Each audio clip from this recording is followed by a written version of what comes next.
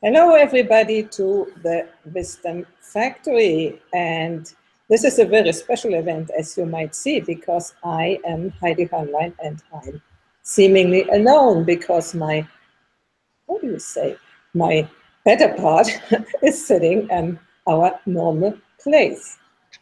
Better part, Mark Davenport.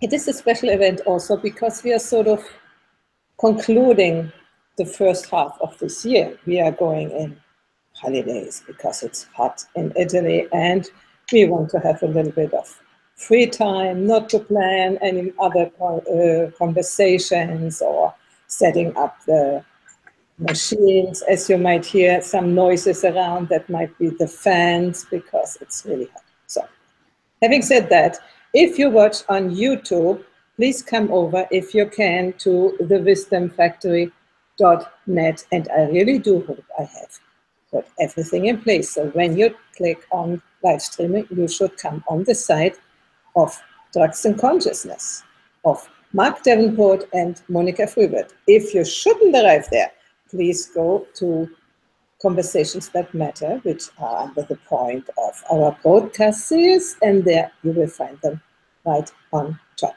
I know it's difficult to navigate websites, so I hope you will find us. Or just continue on YouTube, and the comments afterwards, you can put them on our site, thewisdomfactory.net, Mark -Davenport -Monica -Frühbert. Okay. But if they are on YouTube, we will not see their comments. No, we won't see the comments, but they can write comments after the show, you know, Yes. because the live chat comments go away, but after the show, the comments are there and we will answer to them. So we have a very long introduction. And normally before the sessions, we talk a little bit about our guests and so on. But you know, Mark, I guess you know him already a little bit, and there are lots of information on our websites. And Monica, I think you know her too, if you have been a current audience member, because she has been with us at least 5 times or 6 times, often in English, sometimes in German. And she's also part of the other broadcast series we have, which is called Women Matters. Oh, yeah. Yeah. Okay. That's right. That's right. The German part. Oh, now I get confused. That's the heat. I'm sorry about that. So I would like not to introduce yourself, but as our topic is drugs and consciousness, the boomer experience, this is somewhere in the past of your life, I guess. And so I think you can tell us, or the viewers, a little bit about you, yourself, what is important, and especially to this boomer thing, okay? And I would say we begin with Monica. Okay. Hello, everybody. Hello, Mark. Hello, Monica.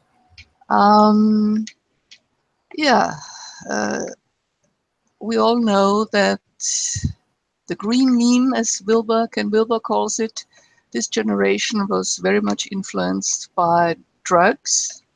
This is how they gained some of their consciousness.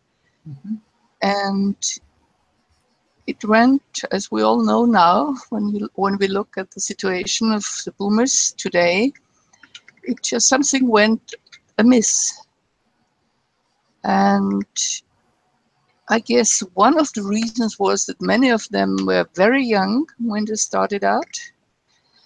And I myself was in my beginning of the 50s. So I had decades of yoga, of Gestalt, and other experiences. So when I finally came to LSD and ecstasy, I wasn't overwhelmed. I had something to rely on, and I actually started out because I wanted to start as a therapist and to know where people who use drugs go to, in which space they are.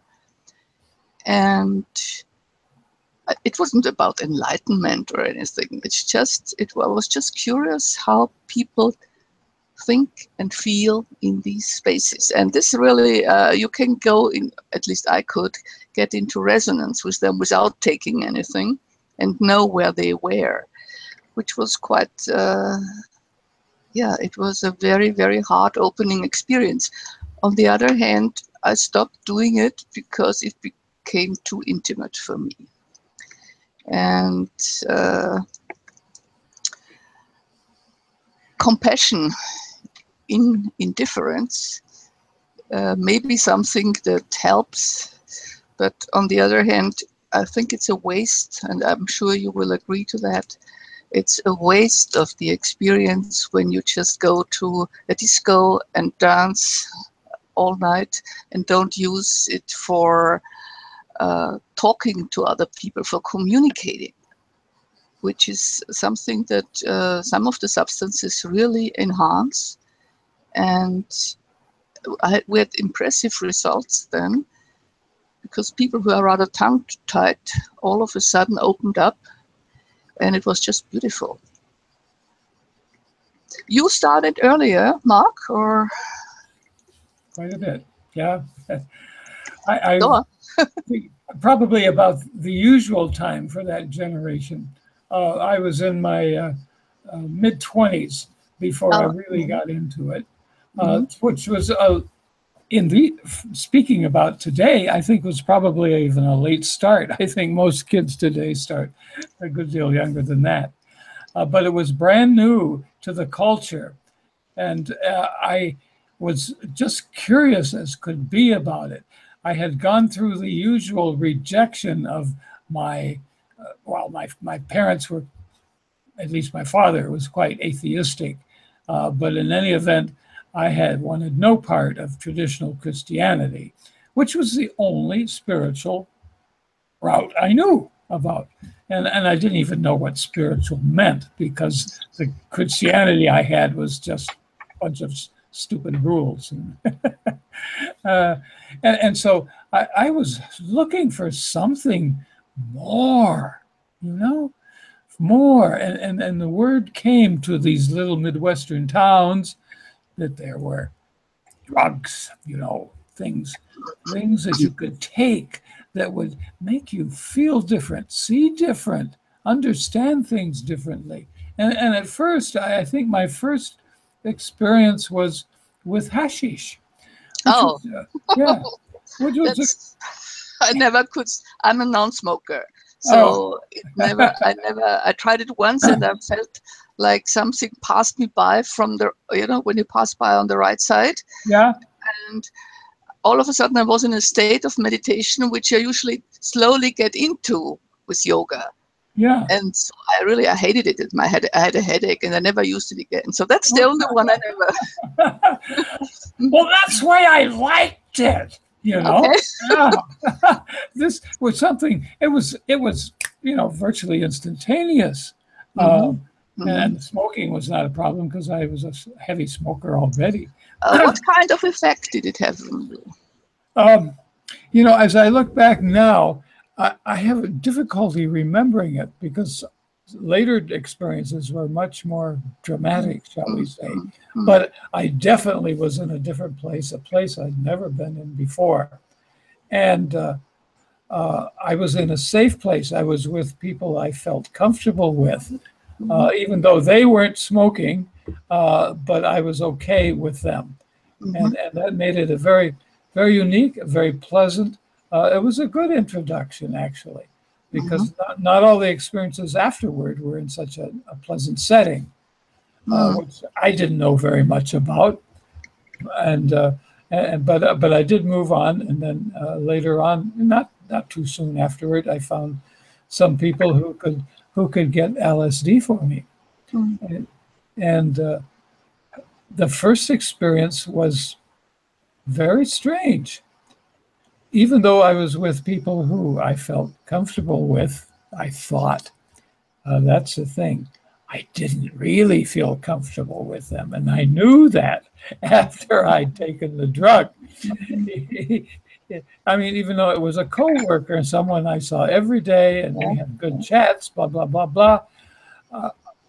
No, I was in their house and I didn't even want to go out to the bathroom for fear of what I might run into out there.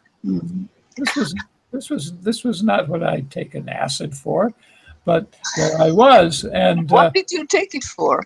oh, well, Tim Leary told me wonderful things were going to happen. Yeah, Absolutely, yeah. And it didn't that time, but I was determined to try again under some different circumstances. And I was just simply at home with my wife. She didn't take it, but she was completely tolerant of me doing it. She was good support. And I had a fantastic experience of the most vivid colors I could imagine. This was everything I looked at was just absolutely amplified, multiplied, and intensified. And it was not frightening. It was awe-inspiring. I want to jump in and tell the people that I was not the wife. okay. I'm lurking here in the background and listening to my now husband, who I know for about 6 years. So it wasn't me. And I'm really curious what you are telling, because we never really talked about it. I only had always this thing against, drugs, I will never take them. And actually, I once tried, I had a husband before who had the hashish around, and once I tried to eat some of these little things he had, it didn't happen anything. So I was not strong enough to override my resistance. But it's your show, and so go on, and I'm very good. Well, actually, Mark mentioned two important things. First of all, the setting has to be where you can really trust people, where you're comfortable. And of course, it also influences what you are eager to get, because I read about a setting in a church on Easter, around Easter, and everybody had just experiences of resurrection and the light. I was with someone whom I trusted very much, but actually I hadn't planned to take it, because I just wanted to take a video. I was asked to take a video of that person, of his experience. And once when I looked, and I was of course very curious, because up to that I really thought the classic yoga way was the only way to get along. And people who try drugs use shortcuts to get there, which is true actually, because if you don't have a foundation, you fall into holes. Nevertheless, so I was so curious, and he felt that so much that he said he couldn't go on like this, and I should join him. And I thought, well, okay, it's so what? And that's how I didn't expect anything special. I didn't see any vivid colors, as you said. But on the other hand, now I know that everybody, you and Heidi and everybody, produces LSD, body immanences in your body. And my way to look at things, it's always has been very colorful. So maybe I just produce it all the time, just little doses.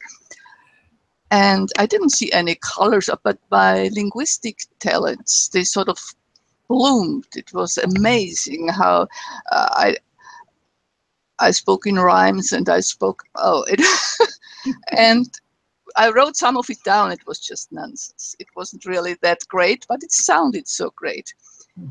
And I went through all the mythology I know, all the myths, all the deities, all narratives I had about what life is.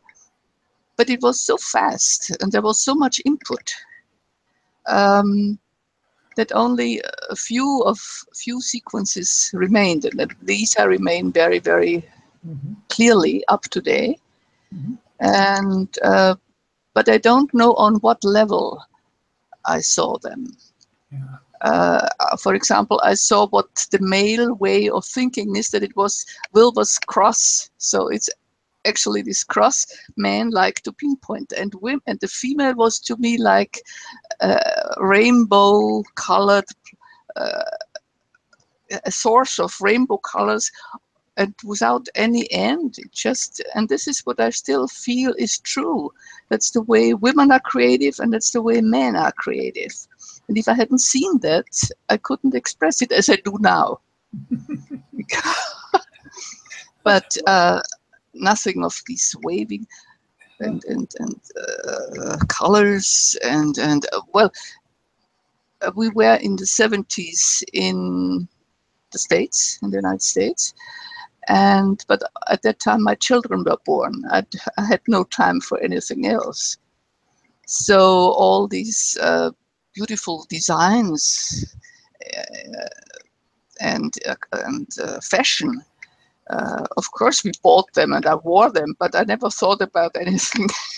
And even the music went by. I didn't even pay attention to the music.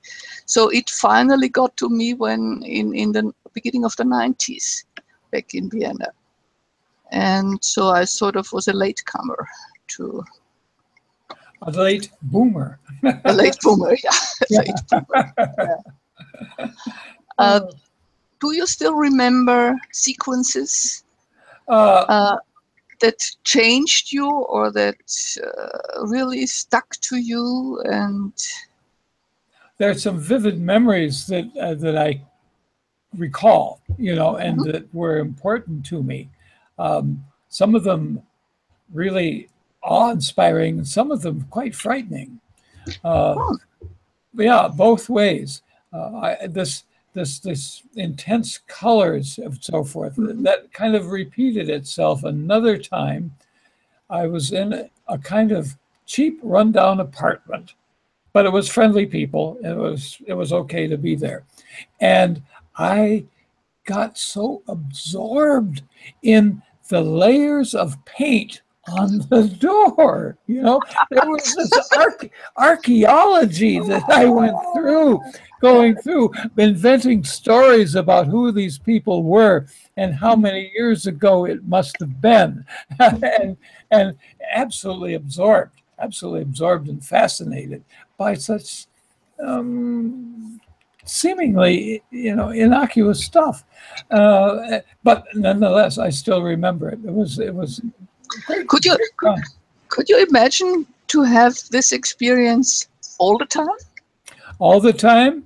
At the time, no. I really depended upon the drugs to do this. It might be a different story today, but at the time, this was strictly the drugs did it. This is nothing that lasted, nothing that persisted, other than some memories. Well, when I look at my flowers on the balcony, I still can get this kind of enlarged view. But that's, as I mentioned before, that's the way I look at things normally. And I also look at people, and because we haven't mentioned it yet, but the other drug that was very popular, and it still is in the discos, is ecstasy. And I only thought it would be good to open up people and to communicate and to talk about themselves and to go deeper and not be afraid of the other person. But on the other hand, as you know, you are warned not to marry the person within 3 weeks after you have taken ecstasy. So it's just a state that's so enhanced. It doesn't really help. But I had a very beautiful experience looking at a candle flame, and all of a sudden it got green, and it was a very special kind of green. It was a warm, which is rather unusual, and I've never seen this kind of green before or afterwards. So whenever I look at the candle, I sort of long to experience that again, but it doesn't happen. So, but I was told it's the color of the heart chakra, the green. When your heart opens up, Yeah, I don't know.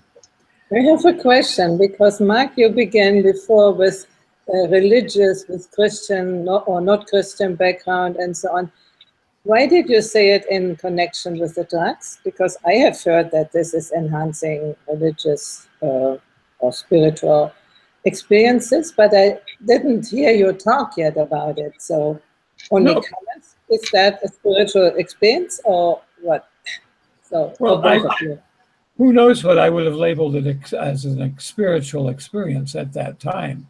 I know these were intense experiences, and often really pleasant and awe-inspiring and deep, but I didn't think in terms of spirituality. That was not part of my vocabulary, you know? So I didn't experience it that way. Memorable, though, that's for sure. And the bad trips were memorable. I had one experience where I was with people that my wife was with me, but there were other people in the room, and they weren't sympathetic to me, or we were not in sync.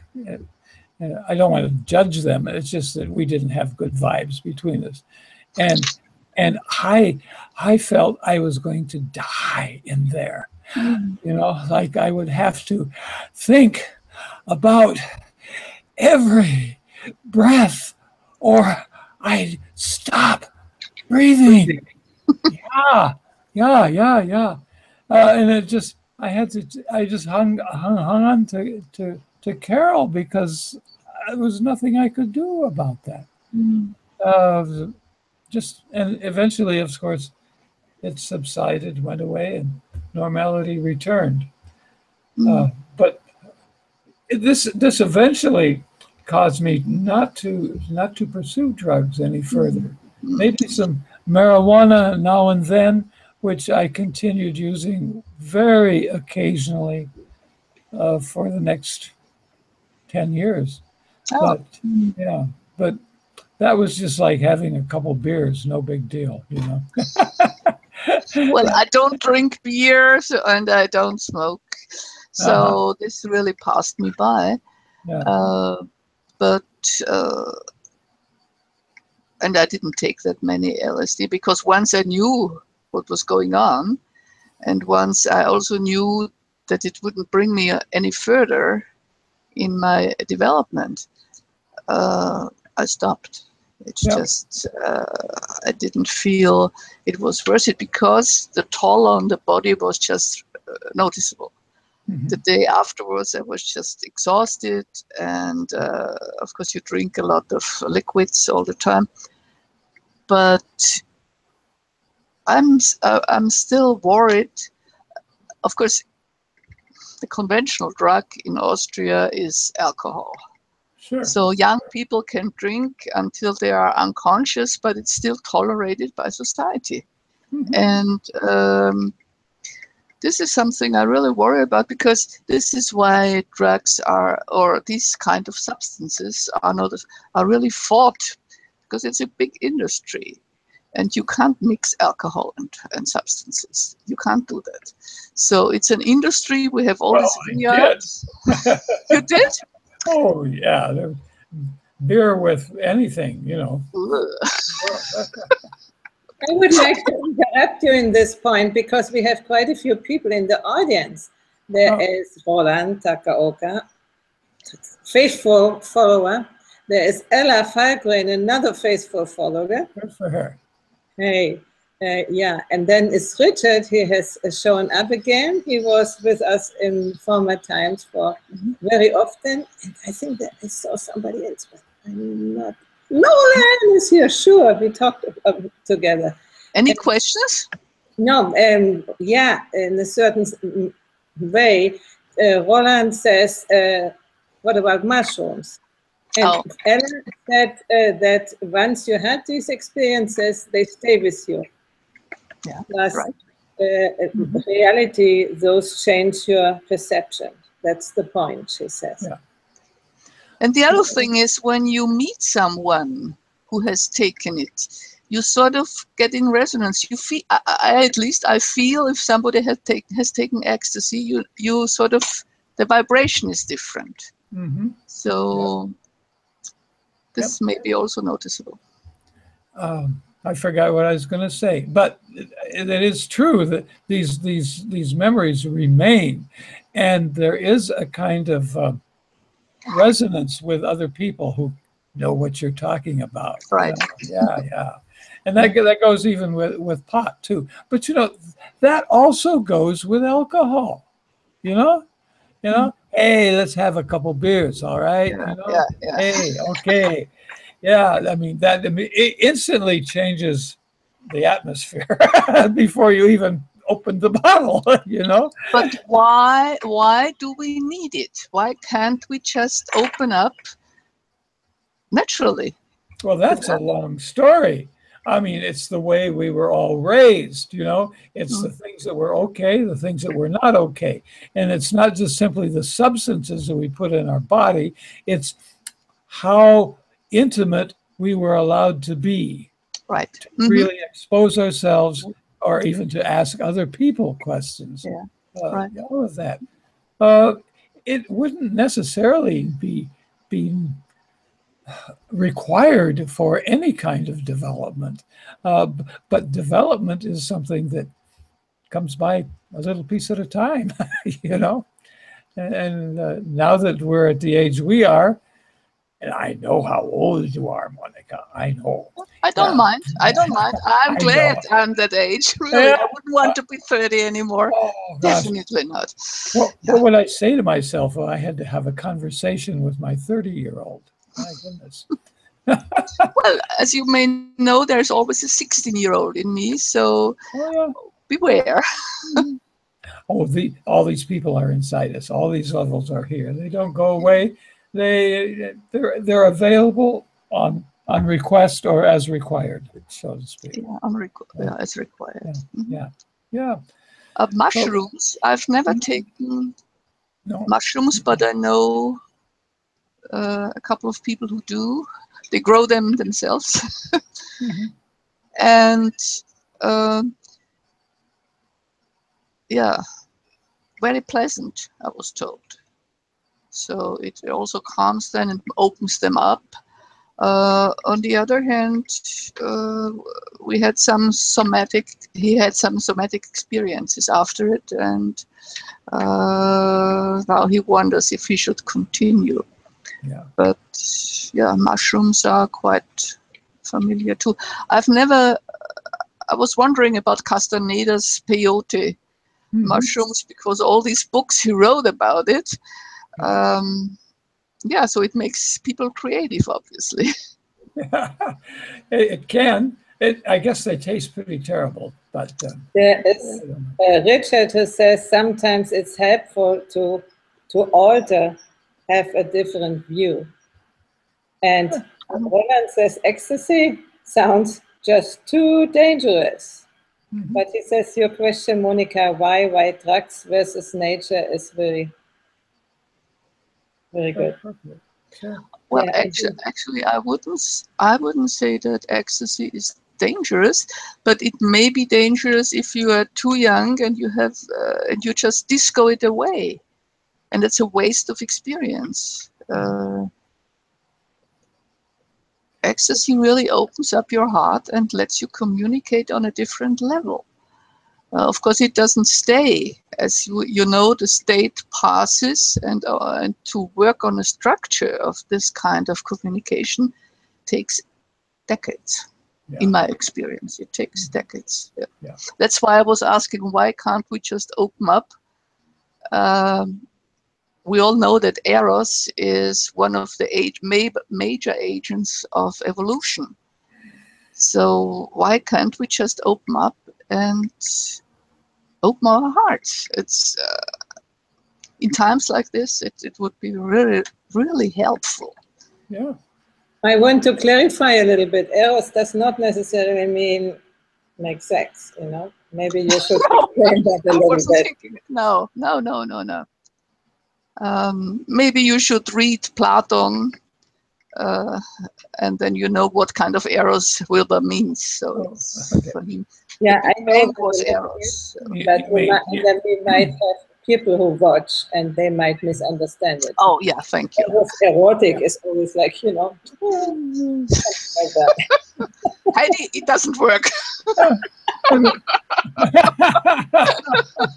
So maybe you explain a little bit what you mean with that, Monica. You were talking about Plato, I think, in English, weren't you? Platon, yeah. Yeah, Platon, Platon. Well, in English, no N. No N? Uh-huh. The old Greek philosopher. Yeah. And yes, and he explains that Eros is actually philosophy. Yeah. And of course, a woman told him that. Diotima, she explained it to him because before that he also thought about sex and, yeah, loving young men, of course, at that time. But Eros, as Ken Wilber put it, is the engine of evolution. That's right. And well, I'm very loyal to Eros. That's what it was, you know, in my life as I look back. You know, the drugs, they were Eros. This was an expression of a way I could go when I felt so stymied in all the other directions. You know? And I was getting packed into a career package and blah, blah, blah, which I didn't give a shit about, you know. I really didn't. Okay. And so it was a way I could go, so it's a way I did. It got complicated because of the people I had to deal with to get drugs. It became complicated because of some those unpleasant experiences. There were legal concerns. You know, you really could get into big trouble in those days taking the wrong substance. And so I was, by default, I returned to alcohol pretty much all the time. Oh, that's a shame. Yeah, that's a shame. But on the other hand, one drug we have, or one substance we haven't mentioned yet is ayahuasca. And I know an artist who traveled about every second year to the jungle, and he fasted and he took it and he had marvelous experiences. When he got older, finally the toll was too heavy, I guess, because he hasn't been there as far as I know. But I was very impressed that people really do it in a spiritual approach and setting. Yeah. To me, spirituality is much more everyday life. So you should see the way I wash the dishes. It's just just meditation now. That's wonderful. I didn't do that before that way, but now I know I really, and I enjoy cutting off chives or when I preen my flowers. It's different now. Hey, Mark, that would be a thing for you, no? Because he is washing the dishes. So. Well, actually, I certainly have a ritual about washing dishes. And I get upset when someone, what's her name, you know, interferes with the ritual. And I do know the state I can get into for periods of time doing that. But it doesn't really last for the whole operation. Because, well, I don't know why, but it's not fully developed. But it depends on how good how long your concentration will last. Because you have to be very focused. Yeah. And or just sitting and listening to the blackbird sing until you become the song. So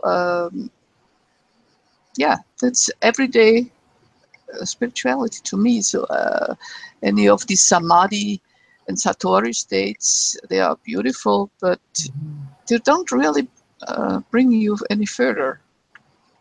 And we all know now why, because it depends on this basic structure you are living it. So So as you can see, Wilbur helped me a lot to have a map to know where I am. Yeah, well, that map came much later in my life. I was in my mid-60s really before I got into any Wilbur. So it's relatively recent, you know, 10 years, maybe a little longer. But I am glad that I stopped these illegal drugs anyway before I ever ran into any kind of cocaine or heroin or anything. Oh, well, that's the trouble. I've been thinking recently because I watched a movie by Heath Ledger, that beautiful young man, and it's such a shame. But if you're an entertainer and you're always in the focus of attention, it must be terrible for people just to be at their fullest, and that's such a waste of life.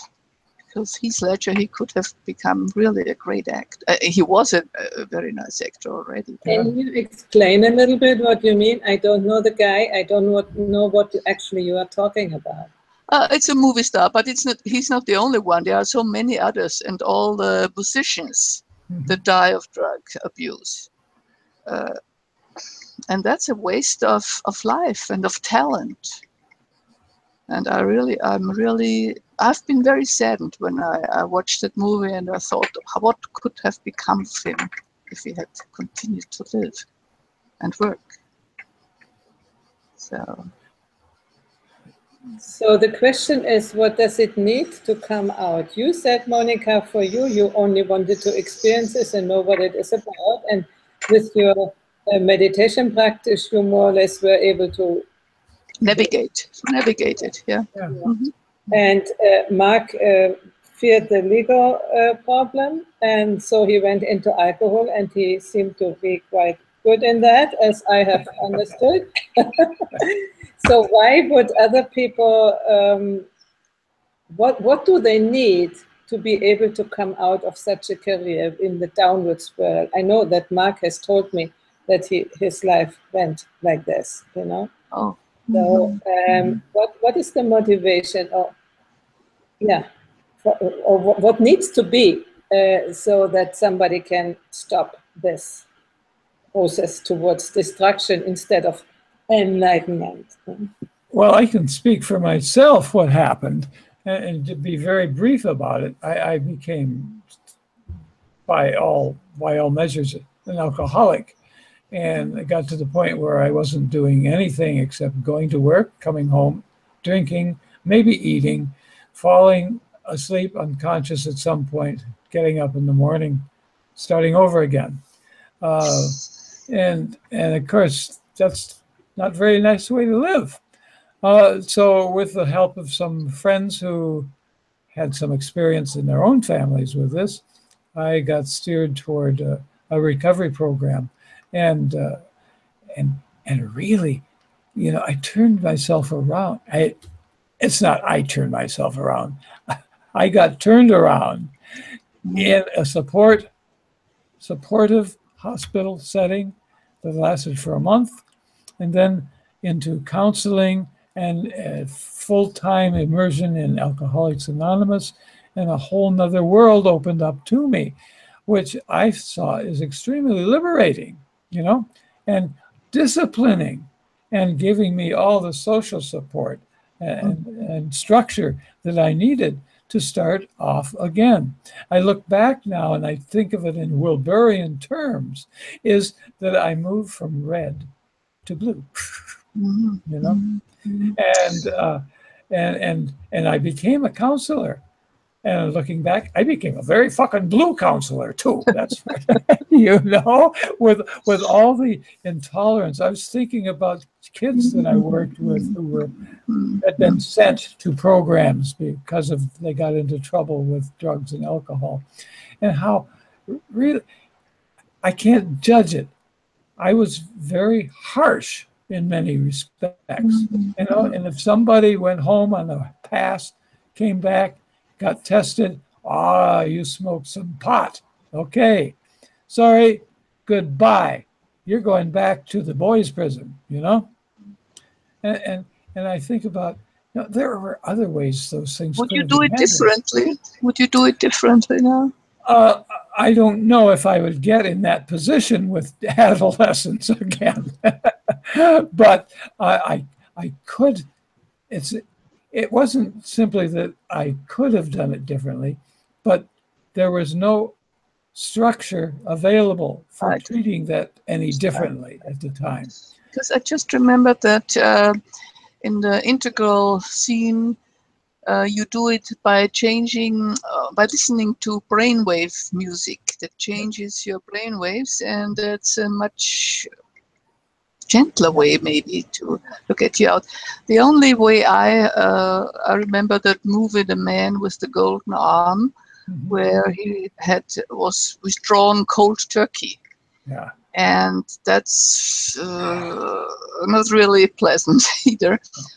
But on the other hand, you can become addicted to many other things. Oh.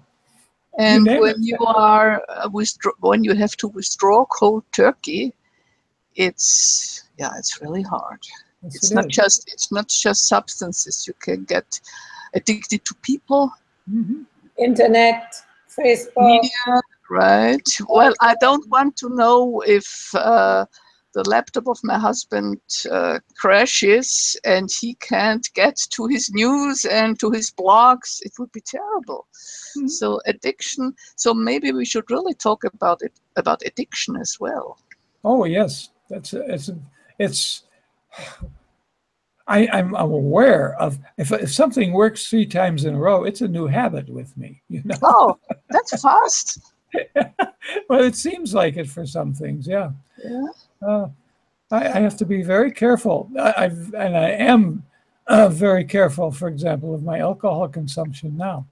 I went 35 years without a drop until about 4 years ago. Yeah.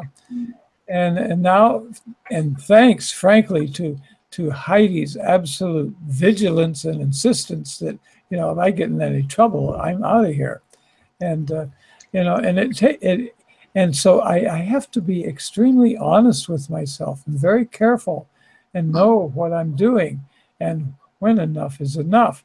Because in the past, there never was enough.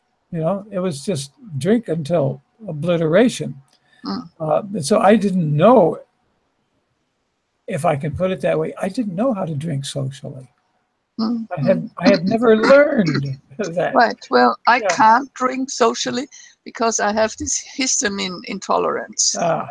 So my nose blocks up and I sneeze so I have to find different ways to be sociable. Yeah. And using my charm. That seems to be working. Thank you. Okay. I want to jump in and say that Lowell Ann says wine simply brings relaxation and also lack of motivation.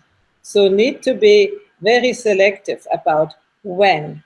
Sure. And I think wine and especially beer, to me, it makes very tired.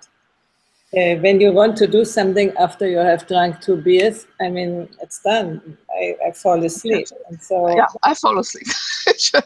And the other thing I have noticed in my life, at a certain time when I still lived in Berlin, I thought I'm an alcoholic because I was unhappy in my relationship. That's probably the reason. I drank quite a lot of beer and was always sort of zoomed away. And, why do I say that now? I found out that I'm not. It's for sure, because there were other reasons. It's not where I started out. I wanted to say something else, but we can still come back to the reasons why we drink. Oh yeah, now I know what I wanted to say. For me, it's still a point of when I drink more than I should, then it's the point where I cannot stop, where I continue, and then I cannot sleep, or maybe, the next day, the half day is gone, and so on. So I don't think that I ever was an alcoholic. I would be an alcoholic because I'm happy without anything. I drink tea in the evening, unless there's a special event or something like this. Alcohol seems to be like a premium for something, or gratification or a way of connecting. But in itself, I see the difference with me and Mark. When we drink a beer together, he drinks it because he loves the effect, the alcohol effect. And I drink it because I like it, and I don't like the alcohol effect. Well, chocoholics, because it's the chemistry that changes when you eat chocolate. We saw that with all our American students. They bought chocolates in the bars and gobbled them down because they were slightly depressed or everything was new. So I know that chocolate is just as addictive. And of course, the only thing you do, you just get fat. But so everybody notices. And when you have all these cakes and cookies and so it's very hard not to become a chocoholic. So caffeine works with me too, the same way. Well, I can't wake up in the morning. I need my coffee. So there you are. Okay. It's a fantastic phenomena to study in depth. It really is. What is it all about? Yeah. Exactly. What is it all about, and why do we, so highly evolved people as we are, why do we still eat chocolate, drink beer, and whatever? Smoke? No, we don't smoke, but many people do. So why do we need that? And fall in love with the wrong people? Yeah. Oh, no. I have some experience with that too. Yeah. Yeah. Well, what is the need behind it? Yeah. Is it Maslow had the kind of needs? So is it a need to be, or is it a deficiency need? It's a deficiency need. Deficiency need, yeah. So you try to fill a hole in your psyche. Yeah. And if you can get other ways to do it, the better, much the better. And as you mentioned, Alcoholics Anonymous, AAA, it's if I remember correctly, they are geared to a higher power. So it's actually your spiritual, your higher self that gets you out of that. And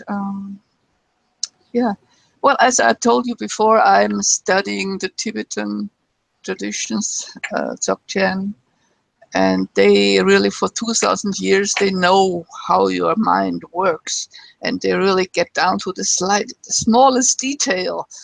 And you can look at yourself and your needs, and this really makes me very calm. And it's not that I don't care about people, but I can leave them where they are. I don't have to change them anymore. So that's, for me, that's really something new. Yes, a blessing for all. Right. Yeah, because I still want to change, Mark. This is the old female. Heidi, how can you?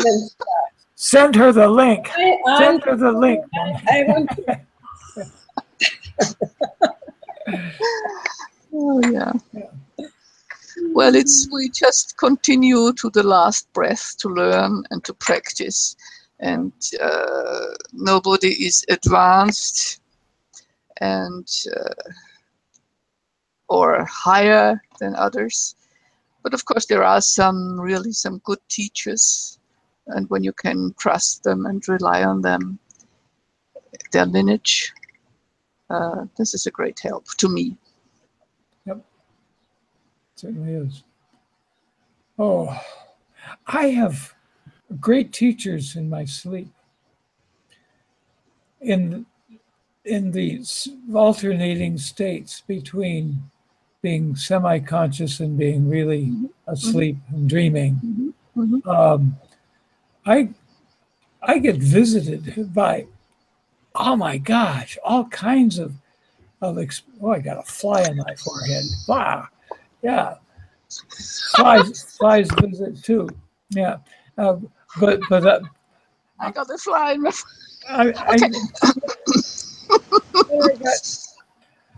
I don't know what the hell I was going to say. And But do you know them, the Do I- teachers, or are they just Well, are they some- familiar to you, or are they just people who? So sometimes they have names. Sometimes they are people I've read about. Sometimes they are actual acquaintances, or some people I've seen that face before, but Mhm. I don't know who that is. But they talk to me. They look a certain way, and it's not just accident. You know, I'm assuming that this parade through my psyche at night is not by accident, that there's some logic, some sense behind the presentation. Do And you I write it trust down? that. Do you write it down? What they say? No. There you go. There you go. Uh-huh. How will you remember it? Well, I want this all to be automatic. I want to push the easy button, just like I did when I took the drugs, when I drank, Right. when No, I it's did hard the work. chocolate. It's hard work. You have Yeah. to write it down, Yeah. or talk at least. Well, I often do talk with Heidi about it in the morning. We often exchange dreams. That's often the thing that happens. So that's something. But anyway, it's a route. It's a path in itself, I think. You know. Definitely. Well, to me, this space between being awake and coming out of dreams is very creative. Yeah. So I have, but I write it down. That's the discipline. But to me, writing is like breathing. So writing is just natural to me. I've been writing all my Not life. very natural to me. Not very natural to me at all. Well, then use your dictaphone or whatever you have and talk into it. Yep. So. This is, for instance, Monica, when I try to change Mark, telling him exactly the same things, and he says, He talks about waste. I know you talked about the waste of life, or even him. For me, it's also a waste of experience, not to write it down, not to get it into a, let's say, the life context, really, but let it just... Well, I know that. Again, the Buddhists do that for the sake of all living sentient beings. They don't do it for themselves. They do it for everybody. So, Mark, I kick you in the ass if you don't. I'm not saying anything right now. Okay. But anyway, I wanted to say, until I appear in your dream and talk to you. That would be interesting, and you're welcome to join. Really, Okay. You'd be an excellent company. But I did take a little nap this afternoon, about 2 hours before the show was to begin, and this is when I had that revisitation of this young boy, this 17-year-old who came back to the treatment center after a home visit and tested positive for marijuana. And I had a whole other scenario that played itself out of how I might have treated him differently. And this was not conscious thought. This was flow. You know, I didn't have to do anything to produce this revised scene of how better to treat this young man, you know? So it's beautiful. And I treasure these experiences too. Yeah. Well, I don't know. I think I'm done. And look, I may get into more trouble if I keep at going. Yeah. Afterwards, we go after you and see. But actually, it's wonderful because Heidi and I get along very, very well. And sometimes we spat at each other, and then it goes away. Yeah. No, the best thing is that we can talk about things. You know, there is no taboo. No. You might, but we do that. And this is, for me, it's the, what can you say? It's a sort of fulfillment of life, because for so long time I was looking out for somebody with whom I could really exchange the life, instead of needing to be somehow, or instead of not getting feedback, or getting feedback in a very nasty way, you know. While Mark, he tells me some things, you know, in a nice way, but I can get them, and I don't have to be angry. And that was in the past. How are you?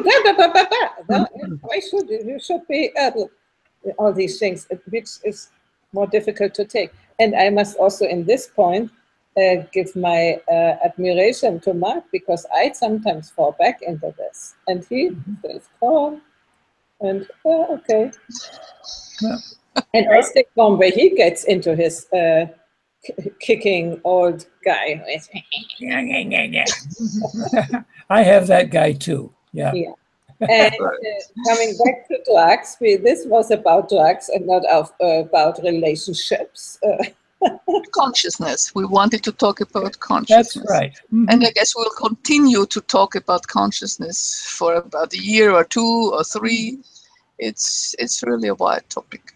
So what I took with me in this conversation is that I never had drugs, as you know, except beer and wine, which make me sleep. Taking these drugs is opening consciousness, is enhancing consciousness. And it is an experience which you would like to have, but not, let's say, in situations which are not favorable, but well-chosen situations, and maybe also accompanied by people who know what can happen, because if something happens, what I have heard, some, you know, sort of psychotic experience, you will need to have somebody near you who needs to contain you. That's what I'm sort of extracting of what you are saying, but not being, as I was, totally afraid of it and denigrate it and try to warn people, don't never do that because it is the devil, as some people do. That's not the case. That's not it either. No. So this is what I take away from today, and also learning a little bit more about you both. And I give over to both of you for the last words, okay? Okay. Was quite a ride, wasn't it? Yes, it was good. Quite a ride, yeah. Yeah. So were the past 75 years. But I wanted to ask you one thing before we close, and that would you send us a link to this person that you were talking about? This I couldn't get the name. Was it Tippleton? The fellow that, or I don't even know if it's a person. Is it a movement? What is it? You've mentioned it like 3 times. Who knows how the mind works for the past 2,000 years, etc. Who does? Oh, it's the Buddhists. Yeah. Well, I have. There are many Rinpoches who give you advice on that. So it's actually most of the Buddhist literature. And if you look at the Tibetan... That's the name I was looking for, Tibetan Book of the Living and the Dead by Sogyal Rinpoche. Oh, okay. Very good book, also about dying and accompanying people when they die. And Gendin Rinpoche, this is what I'm reading now, and Gampopa. Oh, it's just, there are so many, and they all get to the same, whatever lineage they are, they get to the same point. And so do you. Yeah. So yes. Yeah, cool. All right. But that was the name I was looking for. Thank you. Okay. And what I've taken away from this is that it could have gone differently for me, could have gone much worse for me, but it is the way it went, and I am in a good place now, you know, and there's so much more. But I've got another 25, 30 years to go, so hey, you know, there's plenty of time. Doesn't matter if it's only 5 years and you really use them well. Sure, exactly. I'm doing well. Yeah. And I want to thank Heidi for not saying too much negative about me, not pointing out any of my lies. And this has been really great hour. Thanks so much. Thank you, Mark. Thank you, Heidi. Yeah, Monica, for you, the takeaway? Well, I've said all I had to say, but I'm looking forward to talking to you again and continue on consciousness and explore as much as we can. Okay. Okay. Thank So you. I thank all Namaste. the people who have watched live, and there were quite a few, and who will watch later on YouTube. And please come over to the page, to the website, thewisdomfactory.net, and go to the page of Mark Davenport and Monica Frühwirth, Drugs and Consciousness, the Boomer Experience it is called, and leave your comments there, and I will ask Monica and also Mark to respond to all your comments there, okay? But not today. I have to leave now. Okay. A little later. Okay. And tomorrow, this weekend, Mark will do the timestamp, so you will find the places where they spoke about what. And we are going on holiday. We will be back every now and then during summer, during August and September, and we will start again in But our holiday doesn't start right away. We have guests for a week. Yeah, sure. 13. And I will transform into a cook. So Yes. And I'll now, be a real dishwasher. cleaning lady, and then I will be a cook. And by the way, we are in a wonderful house in Italy. It's a little hot at the moment, but not always. And this is called Paradiso Integrale.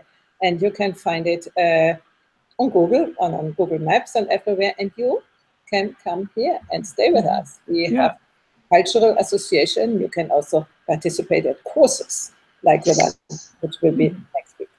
Okay, I think we have said enough publicity. And, and we can go happily into the evening. Thank you. All right. And audience. Goodbye, everybody. Prosper. Live long.